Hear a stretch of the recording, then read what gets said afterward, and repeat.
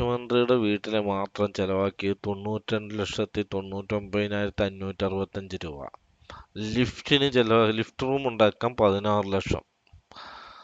ആകെ മൊത്തം മന്ത്രിമാർക്ക് വേണ്ടി ചെലവാക്കിയിരിക്കുന്ന തുക എന്ന് പറയുന്നത് 2,50,00,000 രൂപ.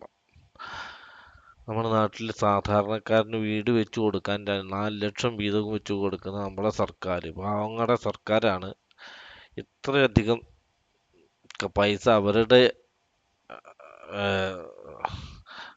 മൊസ്കിറ്റോ നെറ്റ് ചെലവാക്കാൻ വേണ്ടി ചെലവാക്കിയിരിക്കുന്നത്. 1,93,096 രൂപ. അപ്പോൾ നമുക്ക് ഊഹിച്ചാൽ മനസ്സിലാവും നമുക്ക് വേണ്ടി ചെയ്യുന്ന പാവങ്ങളുടെ പാർട്ടിക്കാരുടെ ചെലവ്. എന്തായാലും നികുതി പണമാണ് അത്. കോൺട്രാക്ടർമാരും മന്ത്രിമാരും എല്ലാവരും കൂടെ സന്തോഷമായിട്ട് ആഘോഷമായിട്ട് അടിച്ചു പൊളിച്ച് ജീവിക്കട്ടെ. ഏതായാലും വല്ലപ്പോഴും ഇതൊക്കെ നോക്കുന്നത് ഒരു സോഷ്യൽ ഓഡിറ്റിംഗ് എന്ന എനിക്ക് നല്ലതാണ്. കാണാൻ താല്പര്യമുള്ളവർക്ക് കാണാം, കുറ്റം പറയേണ്ടവർക്ക് കുറ്റം.